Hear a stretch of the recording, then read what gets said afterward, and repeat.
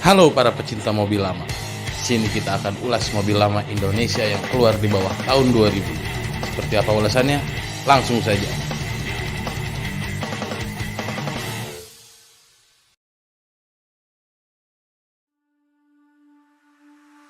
Setelah sukses besar dengan seri Mitsubishi Colt T120 yang pada saat itu mendominasi dalam segmen mobil barang, pada tahun 1991, akhirnya Mitsubishi meluncurkan seri penerus dari Colt T120 yang diberi nama Colt T120 SS. Mobil ini adalah hasil kerjasama Mitsubishi dengan Suzuki, sehingga untuk seri T120 SS, mobil ini pun berbagi platform dengan Suzuki Carry Futura. Untuk segmen mobil pengangkut barang, Mitsubishi menjual Colt T120 SS ini berbarengan dengan seri Colt L300, dan Colt T120 SS ini pun diproduksi sampai tahun 2019. Kelebihan Mitsubishi Colt T120 SS dibanding Suzuki Futura adalah pada Colt T120 SS ini mempunyai tenaga dan torsi yang jauh lebih besar dibanding Suzuki Carry Futura. Karenanya Colt T120 SS ini umum digunakan untuk keperluan angkut mengangkut di daerah dengan kondisi jalan menanjak seperti di pegunungan misalnya. Dan karena tenaganya yang besar untuk kelas pick up, lalu dipadukan dengan bobotnya yang ringan, maka tidak jarang kita menemukan Colt T120 SS ini berlaga di ajang balap atau slalom.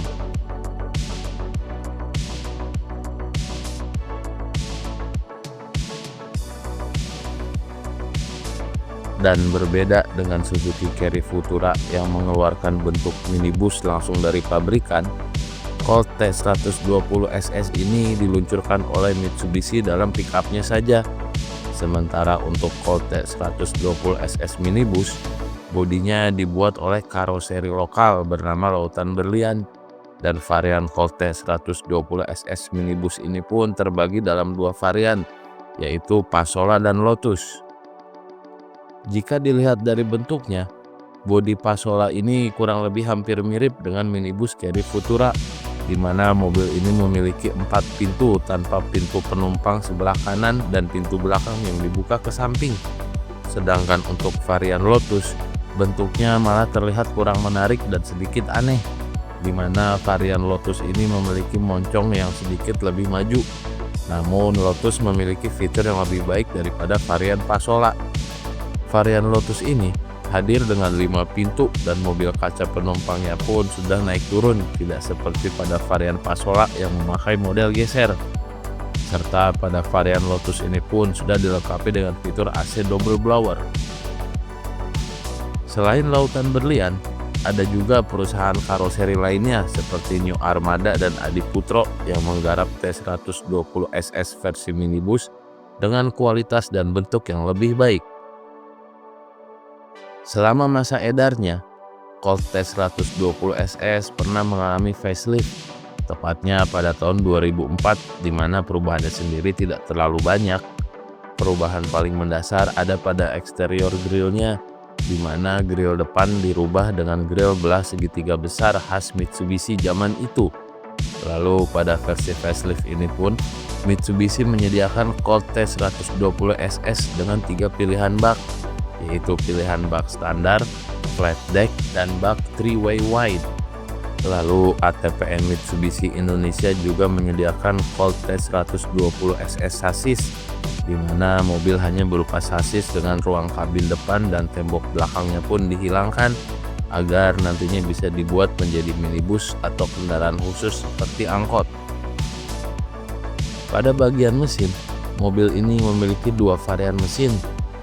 Pada Colt T120 SS edisi pertama tahun 1991, mesinnya memakai mesin Mitsubishi Neptune Cyclops 1300 cc karburator.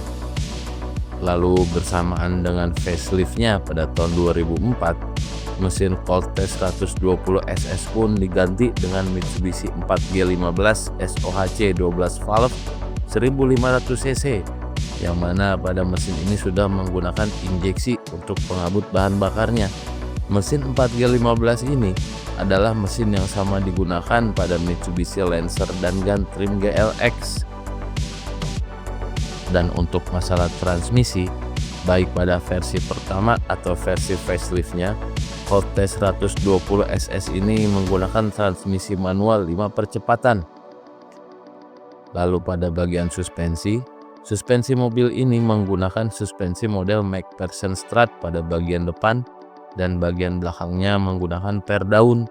Lalu pada sistem pengeremannya, Colt T120 SS ini dilengkapi dengan rem cakram pada bagian depan dan bagian belakangnya masih menggunakan tromol.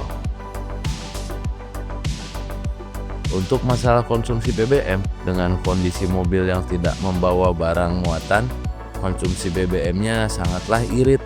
Ada di kisaran 1:13 untuk rute dalam kota dan 1:15 untuk rute luar kota. Tapi jika diisi dengan muatan, apalagi muatan berat, sudah pasti konsumsi BBM-nya pun akan lebih boros. Kelebihan Mitsubishi Colt T120 SS adalah tenaganya yang lebih baik dibanding dengan para rivalnya. Selain itu, handling mobil ini juga lumayan baik. Dan harga unit bekas Colt T120 SS ini pun tidak semahal kembarannya, yaitu Suzuki Carry Futura. Dan terakhir, spare part mobil ini pun masih melimpah di pasaran. Sementara untuk kelemahan mobil ini ada pada plat bodinya yang tipis jika dibandingkan dengan kembarannya, yaitu Suzuki Carry Futura.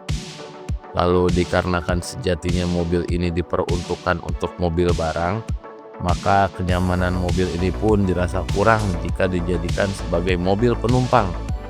Dan untuk Colt T120 SS keluaran awal sampai tahun 1998, jika terjadi kerusakan timing belt putus, maka untuk memperbaikinya harus menurunkan mesin, dikarenakan ketika timing belt putus, komponen mesin lainnya akan saling bertabrakan.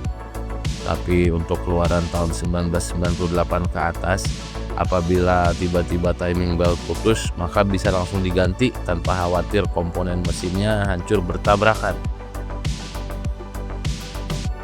Untuk masalah harga mobil ini tergolong cukup murah jika dibandingkan dengan performanya. Untuk unit Colt T120 SS tahun 2005 ke bawah, harganya ada di kisaran 25 jutaan saja. Sedangkan untuk pick up tahun 2010 ke atas, harganya lebih tinggi, yaitu dimulai dari 50 juta. Demikian ulasan singkat kita tentang Mitsubishi Colt T120 SS, sebuah mobil angkutan yang ketangguhannya sangat bisa diandalkan untuk menjadi mobil angkutan barang. Terima kasih telah menonton ulasan singkat ini, dan apabila ada yang ingin ditambahkan bisa ditulis dalam kolom komentar ya. Sampai jumpa lagi di ulasan selanjutnya.